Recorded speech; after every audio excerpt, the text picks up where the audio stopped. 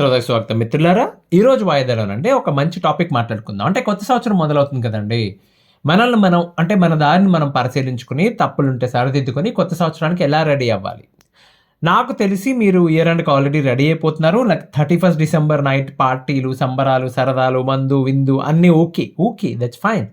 కానీ ఎవరైతే emotional roller కోస్టర్‌లో పడి దొర్లుతున్నారో, భవిష్యత్ పట్ల ఒక రకమైన క్లారిటీ లేకుండా, ఏవో లేనిపోని భయాలతో బాధలు పడుతున్నారో, కోర్టుల చుట్టూ, పోలీస్ స్టేషన్ చుట్టూ తిరుగుతున్నారో, మీరండి ఒక గంట సమయం మీకు మరిచ్చుకోండి. మరెలా ప్లాన్ చేసుకోవాలి? మీకు 2026లో అండి మీ దారి ఎలా ఉండాలి? ఇప్పుడు చేస్తున్న పనుల్లో ఏది కొనసాగించాలి? ఏది మార్చుకోవాలి? ఏది వదిలిపెట్టాలి? ఎవ్వరికైనా కూడా రెండే విషయాలండి. ఒకటి హెల్త్, 2 వెల్త్. అంటే మీ ఆరోగ్యం ఒకటి, మీ ఆదాయం లేదా ఐశ్వర్యం. రెండే రకాలు మీరు ప్లాన్ చేయాల్సింది. ఇవే కదా! మీరు ఎక్కడికన్నా వెళ్ళండి. తిరిగి, తిరిగి, తిరిగి అక్కడే ఆగుతారు. మరదేంటది బంధాలు, ప్రేమ ఇవన్నీ బాబు బంగారాజు, నీ దగ్గర హెల్త్, వెల్త్ ఇవి 2 కానీ, ఈ రెండిట్లో ఏదన్నా ఒకటి గాని పూర్తిగా ఉన్నప్పుడే బంధాలు బాదంకాయలు. అర్థమైందా? అవి లేనప్పుడు అవేమీ ఉండవు. ఇవాళ వైకుంఠ ఏకాదశి కదండీ! మంచి రోజు. కొంతమంది మంచి రోజు అనుకుంటారు. ఏ రోజు మంచిది కాదు, అన్నీ మంచివే. బట్ ఈరోజు సెంటిమెంట్ ఎవరన్నా ఉంటే హ్యాపీగా మీకు మీరు కొంత సమయం ఇచ్చుకోండి. ఓకే. లేదు ఇవాళ కాకపోతే రేపు, రేపు కాకపోతే 1 తారీఖునన్నా పర్లేదు. ఈ ప్రపంచంలోంచి అంటే మీ చుట్టూ ఉన్న గోలలోంచి ఒక గంట పాటు మాయమైపోండి. మీకు అవకాశం ఉంటే మీ బాల్కనీలో మీకు యాక్సెస్ ఉండి మీరు మాత్రమే ప్రైవేట్‌గా కూర్చోగలిగితే ఎక్కడ, ఆ సూర్యకిరణాలు పడుతున్నప్పుడు హ్యాపీగా అక్కడ కూర్చోండి. పాజిటివ్ ఎనర్జీ ఉంటుంది. లేకపోతే మీ రూమ్‌కెళ్ళిపోయి నాకేదో ఆఫీస్ పని ఉందని చెప్పి ఒక గంట ప్రశాంతంగా కూర్చోండి. ఓ బుక్కు, ఓ పెన్ను పట్టుకెళ్ళండి. మొదట మీ హెల్త్‌కి సంబంధించండి. దాంట్లో 2 భాగాలు. ఒకటి ఫిజికల్ హెల్త్, 2 మెంటల్ హెల్త్. ముందుగా ఫిజికల్ హెల్త్ గురించి చూద్దామండి. రోజులో కనీసం ఒక అరగంట పాటు వ్యాయామం కానీ, యోగా కానీ, ప్రాణాయామం కానీ చేస్తున్నారండి మీరు? లేదు. ఓకే. కనీసం ఒక అరగంట వాకింగ్ చేస్తున్నారా? నరకంటే అండి చాలా బెస్ట్ స్ట్రెస్ రిలీఫ్ అండి. ఓకే. వంట చేయటం ఒకటి, నడవటం ఒకటి మీకు తెలిస్తే గనక అద్భుతంగా పనిచేస్తాయి. కాకపోతే నడవడం అంటే అదేదో మీ కాళ్ళు మిమ్మల్ని లాక్కుపోయినట్టు కాకుండా మీకు మీరే అవేర్‌నెస్‌తో నడవాలి. మంచి షూస్ ఏసుకొని సెల్ఫ్ అవేర్‌నెస్‌తో నడుస్తుంటారు కదా! అలా చేయాలి. అది కూడా లేదా అండి? మీ వయసుని బట్టి మీ జీవితంలో మీరు చేస్తున్న అతి పెద్ద తప్పండిది. చాలామంది కారణాలు చెప్తారు. చాలా బిజీ అండి, టైం ఎక్కడ ఉంటుందండి అని. కరెక్టే. రేపు ఏ మంచంలోనో పడ్డామనుకో బోలెడంత టైం ఉంటుంది. కానీ వాకింగ్ చేయలేకపోతున్నాం. కాబట్టి ఈ కొత్త సంవత్సరం చక్కగా, హ్యాపీగా మీకు మీరు ఒక మంచి నిర్ణయం తీసుకోండి.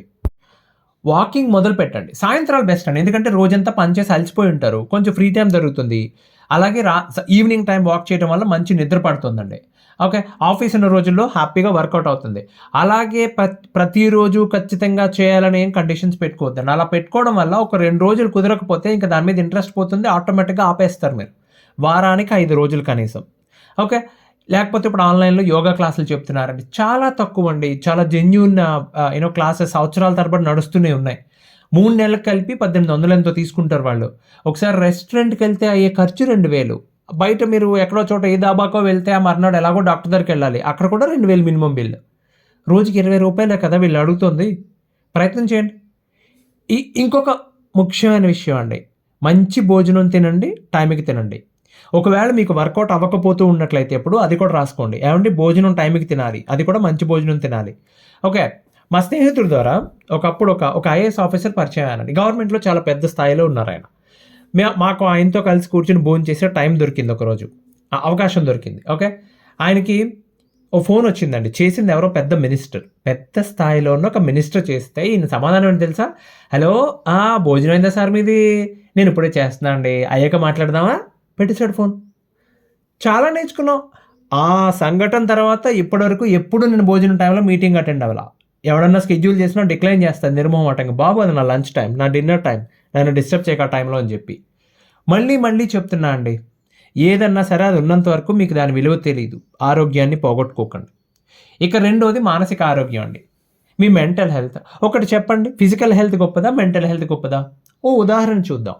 మీరు ఒకరోజు నిద్ర లేచేసరికి ఒళ్ళంతా నొప్పులు, మీకు ఫుల్లు జ్వరంగా ఉంది. ఆఫీస్‌కి సిక్ లీవ్ అని చెప్పి మెసేజ్ పెట్టేసి మీరు పారాసెటమాల్ వేసుకొని బజ్జున్నారు. కొంతసేపటికి మీ భార్య ఆవిడొచ్చింది. ఆవిడ మీకు స్వెట్టింగ్ వస్తుంది చూసి కొంచెం కంట్రోల్ అయింది. లంచ్ టైం దాటిపోతుంది. చారు ఏమన్నా తింటారేంటి? చారన్నం పెట్టినా అని అడిగారు. మీరేమో నాకేమొద్దు, ఏం తినబుద్ధి వేయట్లేదు అన్నారు. నీరసంగా ఉంది, చాలా చికాకుగా ఉంది. ఇంతలో సడన్‌గా మీ మేనేజర్ నుంచి కాల్ వచ్చింది. అబ్బా ఈ టైంలో చేస్తున్నాడు ఏంటి అని చెప్పి ఫోన్ తీశారు. ఆయన మీతో బాబు నేను డిస్టర్బ్ చేస్తాను నాకు తెలుసు నీకు హెల్త్ బాగాలేదని చెప్పి, కానీ గుడ్ న్యూస్ చెప్పాలి, నీకు ప్రమోషన్ వచ్చింది, ఇప్పుడే మెయిల్ పెట్టారు, కంగ్రాచులేషన్స్, బాగా రెస్ట్ తీసుకో, రేపు ఆఫీస్కి వచ్చాక మాట్లాడుకుందాం అని చెప్పి 2 ముక్కలు పెట్టేశాడు ఆయన. మీరు వెంటనే ఏం చెప్తారు? మీ ఆవిడతో గుడ్ న్యూస్ పంచుకుని ఆవిడ కాఫీ ఇస్తే తాగి కొంచెం ఫ్రెష్ అయ్యి మిరియాల రసం దాంట్లో 4 అంశం నెయ్యి దట్టించి మరీ పోతుంటారు. 10 నిమిషాలు ముందు అలాగే ఉన్నారు, ఇప్పుడు అలాగే ఉన్నారు. అదే నీరసం. ఎక్కడి నుంచి వచ్చింది ఎనర్జీ? మీ మనసు హ్యాపీ అయిపోయింది. మీ ఫిజికల్ స్ట్రెంగ్త్ని మీ మీ మీ మెంటల్ స్ట్రెంగ్త్ కంట్రోల్ చేస్తుంది. రైట్. మరి మానసిక ఆరోగ్యం బాగుపడ్డా ఎలా అండి? దీనికి ముందు అసలు మీకున్న బాధ ఏంటి దాన్ని ఫైండ్ అవుట్ చేయండి. కారణం ఎతకండి. ఇప్పుడు భార్య స్థానంలో ఉన్నావిడ నిన్ను నమ్మి నేను అందరినీ వదిలేసి వస్తే ఈ రోజున నన్ను వద్దంటావా, నాకు విడాకులు ఇస్తా అంటావా అంటది ఆవిడ. భర్త అనుకోండి, ఇంతమందిలో నా పరువు తీసి నాకు నమ్మక ద్రోహం చేసావు, నా మీద కేసులు వేసావు. ఇది పైకి కనబడదండి, లోపల మాత్రం తొలి చేస్తూ ఉంటుంది. ఎవరితో షేర్ చేసుకోరు ఇవన్నీ. జనరల్గా చెప్తున్నా, ఇప్పుడు మీ మీ మనసులో ఉన్న బాధ ఏంటి అని మీకు మాత్రమే తెలుసండి. రేపు మీడియేషన్కి వెళ్ళాలి, అక్కడ ఏం మాట్లాడాలి, కలిసి ఉండడానికి ఒప్పుకోకపోతే ఏం చేయాలి, నేను ఇవ్వలేనంత డబ్బులు అడుగుతున్నారు, ఎట్లా ఇవ్వాలి, ఇవ్వకపోతే పేరెంట్స్ మీద కేసులు వేస్తా అంటున్నారు. 4 ఏళ్ళు కాపురం చేశాక ఇప్పుడు తిరిగి వచ్చి తోబుట్టువుల మధ్యన బతకాలంటే ఎంత ఇబ్బందిగా ఉంటుందో, భయంకరంగా ఉంటుందో తెలుసా అండి? అది పడిన వాళ్ళకి తెలుస్తుంది, ఆడపిల్లలకి. ఇంకా ఎన్నాళ్ళు ఈ కోర్టు కేసుల చుట్టూ తిరగాలి? అయినా నా ఫోన్ ఎందుకు తీయరు, ఆవిడ నాతో ఎందుకు మాట్లాడు, ఇంత పెద్ద తప్పు నేనేం చేశాను, ఎఫ్ఐఆర్లో నా మీద ఇంత దారుణంగా ఎందుకు రాశారు, అసలు మెయింటెనెన్స్ కేసు ఇస్తే ఎక్కడి నుంచి కట్టాలి, డబ్బులు ఎక్కడి నుంచి కట్టాలి? ఇవి సరదాగా చెప్పేవి కాదండి. నేను చూస్తున్నా కదా, ప్రతి ఈమెయిల్లో వాళ్ళ మానసిక వ్యాధిని ఎట్లాగే రాస్తారు. ఇప్పుడు మీరు దీనికి ఏం చేయగలరండి?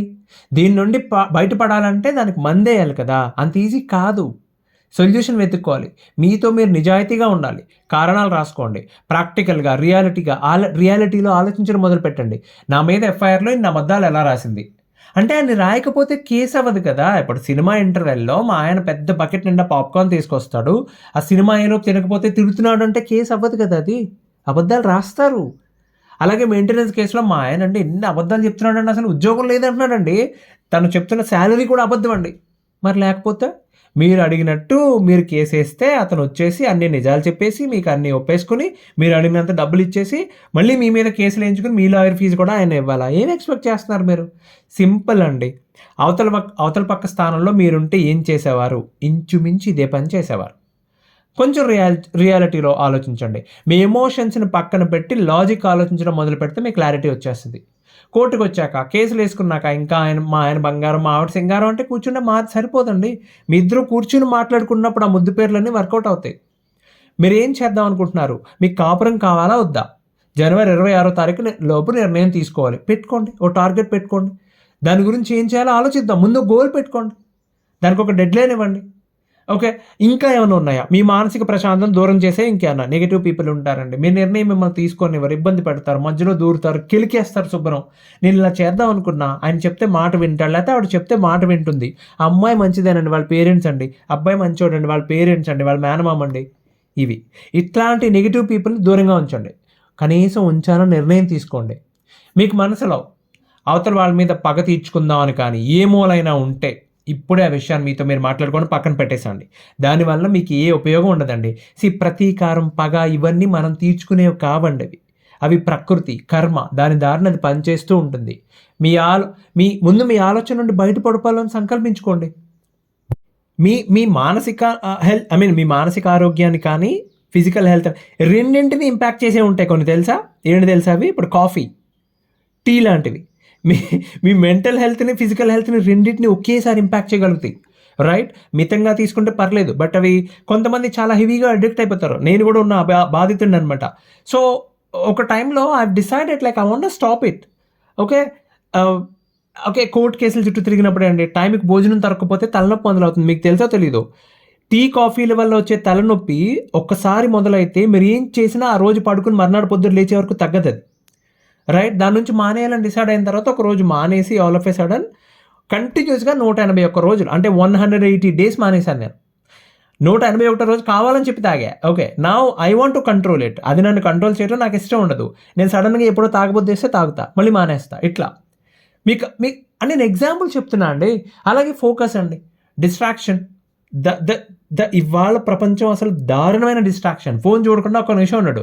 కొత్త జెన్జీ అని చెప్పి జాయిన్ అవుతున్నారు ఆఫీస్లో పిల్లలు. ఓరి నాయనో, వాడు దేని మీద ఫోకస్ ఉంటలా, దారుణమైన దారుణాతి దారుణంగా డిస్ట్రాక్ట్ అయిపోతున్నారండి చేసే పని నుండి.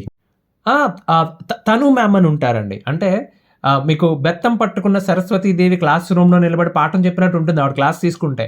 ఆవిడ ఐఏఎస్ ఆఫీసర్ అయ్యారు మళ్ళీ.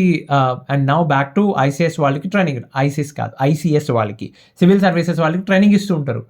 ఆవిడ చెప్తారండి ఫోకస్ చేయటం ఎట్లా ఏదన్నా ఒక పని మీద అని చెప్పి. అద్భుతం అంతే అసలు. నా పాయింట్ ఏంటంటే, మీరు క్లియర్గా మీ సమస్య ఏంటి, మీరు రోజు దేంతో పోరాటం చేస్తున్నారు, మీ మానసిక ప్రశాంతతను డిస్టర్బ్ చేస్తున్న విషయం ఏంటని ఆలోచించండి. అది రాసుకోండి. దాన్ని బయటపడటం ఎలా తెలిస్తే అది కూడా రాసుకోండి. దానికి ఏం చేయాలి, ఎప్పటిలోపు చేయాలి, ఒక గోల్ పెట్టుకోండి. లేదు మీకు సమస్య తెలుసు, సొల్యూషన్ లేదు, సరే సొల్యూషన్ గురించి వెతకాలి, ఫైండ్ అవుట్ చేయాలని చెప్పి గోల్ పెట్టుకోండి, ఒక పక్కన రాసుకోండి. లాస్ట్ ఇయర్ ఇట్లాగే ఒక అబ్బాయి, నేను ఆ కుర్రాడికి చెప్పాను, అబ్బాయితో మాట్లాడి నాకు ఏం అర్థమైందంటే, అసలు నువ్వు చెప్పేది వినవయ్యా పూర్తిగా అవతల పక్కళ్ళు, రైట్, యూనో తక్కువ మాట్లాడండి, ఎక్కువ వినండి. నేను ఈ వాయిదాల గురించి లొడలోడ వాగుతాను కానీ సహజంగా నేను చాలా తక్కువ మాట్లాడుతాండి. అది అలవాటు చేసుకోండి, చాలా మంచి అలవాటు. రేపు ఏదో వాయిదాకి వెళ్ళారు, మీడియేషన్కి వెళ్ళారు, అక్కడ ఒక దృఢమైన చిరునవ్వుతో అవతల వాళ్ళు మీరు నా మీద కంప్లైంట్ ఏంటి చెప్పండి, నన్ను వదిలేసి ఊరుకోండి. మీరు ఎక్కువసేపు మాట్లాడలేరు వాళ్ళు. మీరు ఆర్గ్యూ చేసినా వాళ్ళ మధ్యలో ఆపినా వాళ్ళు మాట్లాడతారు తప్ప వదిలేసి నువ్వు మాట్లాడు వింటానని చెప్పి ఊరుకోండి. ఎక్కువ మాట్లాడలేరు వాళ్ళు, సిగ్గుపడతారు, అయ్యో నేను అబద్ధం చెప్తున్నాను ఫీల్ అవుతారు వాళ్ళు ఆల్ ఆఫ్ ఎ సడన్. ఒక్కటే ఫార్ములా అండి, కలిసి ఉండటం అసాధ్యం అనుకున్నప్పుడు ఏడుపు మాల వేసుకుని ఎందుకు విడిపోవడం, లేదు విడిపోయే సమస్య లేదు అనుకున్నప్పుడు 101 కండిషన్స్ ఎందుకు, వీటిని బ్యాలెన్స్ చేసుకోండి. మీ కొత్త సంవత్సరాన్ని ప్లాన్ చేసుకోండి. ఇక చివరిగా అతి ముఖ్యమైనది మీ ఆర్థిక పరిస్థితి అండి. మీ ఫైనాన్షియల్ స్టేటస్ ఏంటి, మీ గోల్స్ ఏంటి, మీ ఇన్వెస్ట్మెంట్ స్టేటస్ ఏంటి. సింపుల్గా చెప్పాలి అంటే December 31, 2025 నాటికి మీ ఫైనాన్షియల్ పోర్ట్ఫోలియో, మీ స్నాప్షాట్ ఏంటి, మీ వాల్యూ ఎంత, ఎక్కడన్నా లీకేజెస్ ఉన్నాయా, మీ క్రెడిట్ కార్డు ఉందా, కరెక్ట్గా బిల్లు కడుతున్నారా, అడ్వకేట్ ఫీజులు ఎక్కడి నుంచి వస్తున్నాయి మీకు, మీ అప్పులు, మీ ఆస్తులు, మీ ఆదాయ మార్గాలు ఏంటి, మీ ఆస్తికి మీ ఆదాయానికి మీకు ప్రొటెక్షన్ ఉందా, ప్రాపర్ ఇన్సూరెన్స్లు ఉన్నాయా, లోన్ తీసుకున్నారు దానికి ఇన్సూరెన్స్ ఉందా లేదా, రేపు పొద్దున్న 9 గంటలకు నువ్వు లేవకపోతే ఎవడు కడతాడు. ఓకే, వెనకాల వాళ్ళకి ఆధారంగా ఎంతో కొంత డబ్బులు రావాల్సింది పోగా వాళ్ళు అప్పులు కట్టాల్సి వస్తే నువ్వు పోయినందుకు ఎవడో బాధపడ్డు కూడా. అన్నీ ఒకసారి రాసుకోండి. సార్ వెనకాల 25 ఎకరాల పొలం ఉన్న వాళ్ళకి లెక్కలు అవసరం ఉండకపోవచ్చండి, మీకు కావాలి 2 విషయాలు, 2 టార్గెట్లు. వృధా ఖర్చును తగ్గించడం ఎలా, ఆదాయాన్ని పెంచుకోవడం ఎలా పెంచుతారండి ఆదాయాన్ని, మీ స్కిల్ డెవలప్మెంట్ ద్వారా. మీరు ఇప్పుడు ఏదైనా పని చేస్తున్నారు, దాంట్లో డెవలప్ ఎలా అవ్వాలి, కొత్త విషయం ఎలా మొదలు పెట్టాలి, వ్యాపారం ఎలా స్టార్ట్ చేద్దాం అనుకుంటున్నాం, లేకపోతే ఉద్యోగంలో ఎలా ఎదగాలనుకుంటున్నాం, దీనికి ప్లానింగ్ ఉండాలి కదా సార్. కూర్చొని మాట్లాడుకోవాలి కదా, అమ్మాయిలైనా అబ్బాయిలైనా కానీ. మీ ప్రయారిటీస్ ఏంటి, మీ మంత్లీ ఖర్చులు అవగా శాలరీలో ఏదైనా మిగులుతుందా, మీ బట్టలు, మీరు వాడే షూస్, మీ ఫోన్, మీ కారు, మీ పిల్లల చదువులు ఏంటి, ప్లానింగ్ ఏంటి, దానికి ఏమైనా డబ్బులు దాచిపెడుతున్నారా, మొత్తం అప్పు చేసి కొనుక్కుంటున్నాను. మొన్న ఒక అతను ఐఫోన్ లేటెస్ట్ మోడల్ 12 నెలలు ఈఎంఐ అంటే ఆ ఫోన్కి సంవత్సరికం అయితే తప్ప పూర్తిగా వీడి చేతికి వచ్చినట్టు కాదు అది. మీకు స్తోమత ఉంటే పర్లేదండి, మీకు అవసరం ఉంటే పర్లేదు. స్తోమత ఒకటే కదా, అవసరం కూడా. యువర్ అ బిజినెస్ మ్యాన్, నలుగురిలోకి వెళ్తావు, పెద్ద వాళ్ళతో మాట్లాడతావు, ఎస్ నీ దగ్గర కాస్ట్లీ ఫోన్ ఉండాలి, లేకపోతే ఎందుకు నీకు అంత కాస్ట్లీ ఫోన్, రైట్? ఎందుకంత?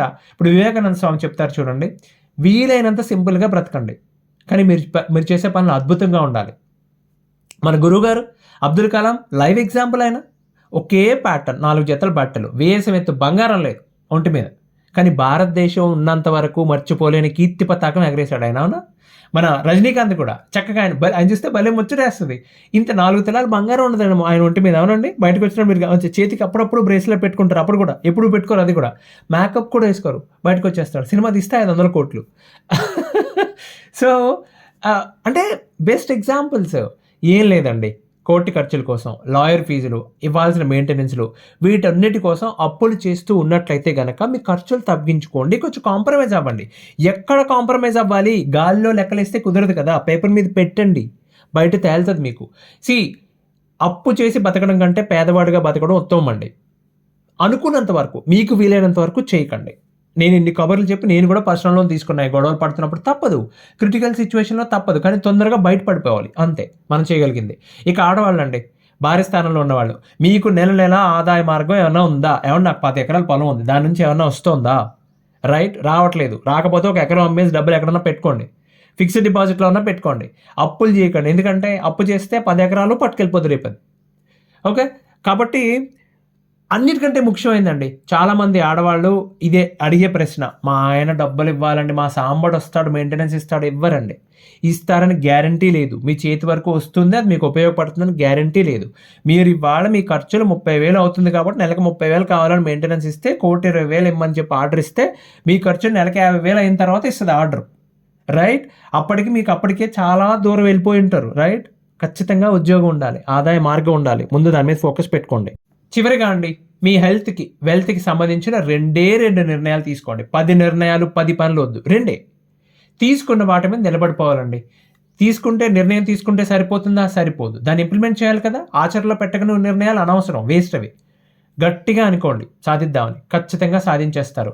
అంటే మేనిఫెస్టేషన్ అంటే అదేదో పేపర్ మీద నేను కోటీశ్వరుని అవ్వాలని రాసి జేబులో పెట్టుకుని లక్ష్మీదేవి ఆవాహయామి సరిపోదు కదా అది. మీరు ₹1,00,00,000 అంటే చాలా పెద్ద నెంబర్‌లా కనిపిస్తుంది. 100,00,000 అనుకోండి. ముందు మొదటి లక్ష పోగేయండి. సంవత్సరం టైం పడుతుంది. పట్టనివ్వండి, పోగేయండి. అది మిగిలిన 99 సాధించి పెడుతుందండి. సంపాదించేస్తుంది ఈజీగా. అలాగే అండి, మీ మీ డెడ్‌లైన్ ఎప్పుడో మీకు తెలుసా అండి? మీ గోల్స్‌కి మీరు పెట్టుకునే వాటికి డెడ్‌లైన్ అంటున్నారు. మీకు మీ జీవితానికి డెడ్‌లైన్ ఎప్పుడో తెలుసా? తెలీదు కదా! ఇంతంత గొడవలు, ఇంత అహంకారాలు, ఇంత పంతాలు అవసరమా అండి? త్యాగం చేసిన వాళ్ళు, క్షమాపణ అడిగిన వాళ్ళు, క్షమించగలిగిన వాళ్ళు, వీళ్ళు మాత్రమే జీవితంలో బావుంటారండి. ఓకే. 2026 సంవత్సరం మీ జీవితంలో అత్యద్భుతమైన సంవత్సరం కాబోతుందని ఖచ్చితంగా నమ్మండి. అద్భుతంగా అంటే మీరు అనుకున్నట్టు పెద్ద రాజ్యానికి రాజు అయిపోయి గుర్రం ఎక్కి యుద్ధం చేసి మరణిస్తారని కాదండి. పొద్దున్న లేచాక రోజంతా ఎటువంటి కష్టాలు, అనుభవాలు ఎదురైనా దాన్ని దృఢంగా ఎదుర్కోగలగడం, గతాన్ని తలుచుకుని బాధపడకుండా ఉండటం, భవిష్యత్తు మీద బెంగ లేకుండా ఉండటం, బలంగా తినడం, సుఖంగా నిద్రపోవడం. దీన్ని అద్భుతం అంటారు. ఇట్లా చేయటాన్ని అద్భుతం అంటారు. నేను ఆల్రెడీ ఇలాగే ఉన్నానండి అంటే అసలు ఏ సమస్య లేదు. మీరు ఆల్రెడీ ఎంజాయ్ చేస్తున్నారు, ఎంజాయ్ చేయండి. లేకపోతే మాత్రం ఒక గంట మీకోసం మీకు మీరు సమయం ఇచ్చుకోండి. కొత్త సంవత్సరాన్ని కరెక్ట్‌గా ప్లాన్ చేసుకోండి. బ్రహ్మాండంగా ఉండండి. మళ్ళీ కొత్త సంవత్సరంలో కలుద్దాం. అంతవరకు సెలవు. ధన్యవాదాలు.